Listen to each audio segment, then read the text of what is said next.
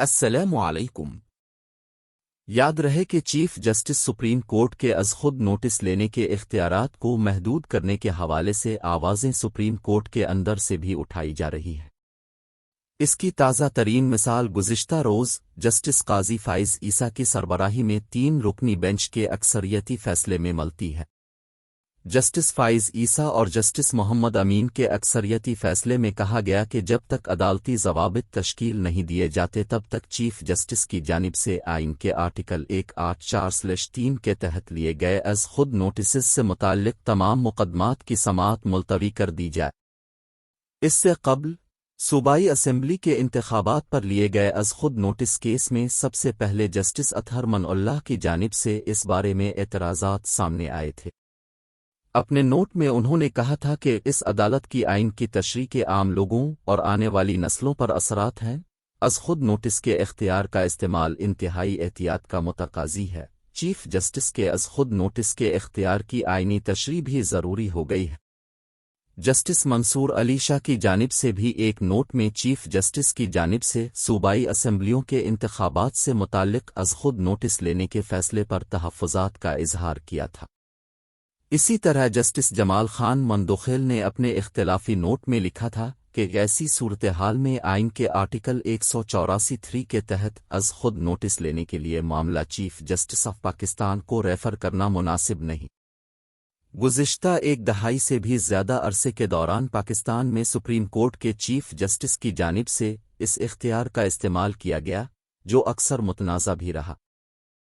تاہم کیا وجہ ہے کہ گزشتہ چند ماہ کے دوران چیف جسٹس کے سموٹو لینے کے اختیار کے بارے میں نہ صرف عدلیہ کی جانب سے تحفظات کا اظہار کیا گیا بلکہ حکومت نے بھی اس بارے میں ایک بل پاس کر دیا ہے۔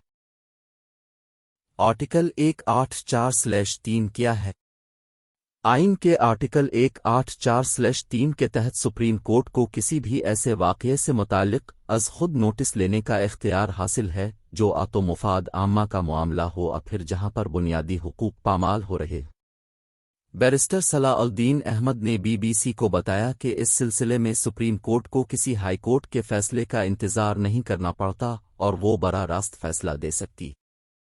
آغاز میں اس کی تشریح یہ سمجھی جاتی تھی کہ کوئی درخواست گزار سپریم کورٹ جائے اور پھر اس کی پٹیشن پر سپریم کورٹ فیصلہ دیتا۔ ہم سنہ 1990 کے قریب سپریم کورٹ نے اس حوالے سے تشریح تبدیل کی اور از خود نوٹس کے تحت ہی سماعت کرنا شروع کر دی۔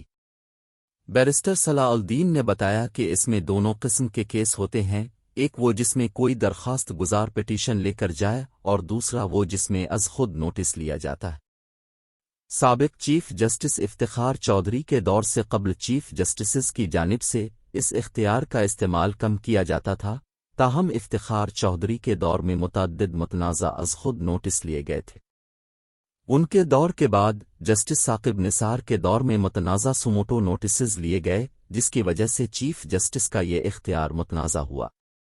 ایک جانب جہاں سابق وزیر اعظم میاں نواز شریف کے خلاف پاناما لیکس کا معاملہ تھا، جس کے بارے میں پہلے تو سپریم کورٹ نے موجودہ وزیر اعظم عمران خان کی طرف سے دائر کی گئی درخواستوں کو غیر ضروری قرار دے کر ناقابل سماعت قرار دے دیا تھا، لیکن بعد میں ان درخواستوں کو از خود نوٹس میں تبدیل کر دیا تھا۔